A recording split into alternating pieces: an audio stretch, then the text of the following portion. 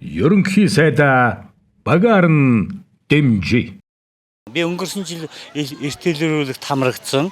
Тэгээд энэ үйл өстэй үр дүнтэй цаг үе олсон үйл ажиллагаа болж байна. Харин энэ хамрагдаг улсууд байдгийн харин сумдуудаар нь яваад эртэлрүүлгийн үйл ажиллагаа явж байгаа тэр нутгийнх маань үзүүлж саяхан очиод ирсэн. Ястай сайхан ингэж хүнийхээ төлөө анхаарах хэрэгтэй. Хамгийн үнэтэй нь хүн шүү дээ. Үнээр сэтгэлд бол хүрж байгаа. Тэгэхээр хийж байгаа ажлаа үргэлжлүүлээд хийгээсэй л гэж хүсэж залууны хувьд ажлаа сайн хийх юм л бид Монгол улс сайхан болно.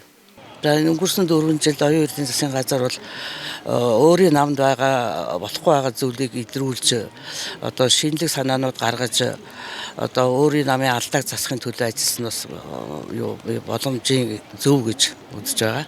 Тэг яг ингээ хийгээл тэр чигтээ хийгээл л дэмжээл. Юу нэ залуу боловсон хүчнийг дэмжиж гаргаж ирээ л да. Ойлгосноо залуу боловсон хүчин гэдэг утгаараа ер нь одоо энэ залуучуудыг сайн дэмжих хэрэгтэй шүү. Ард түмний ялалт Монгол ардын нам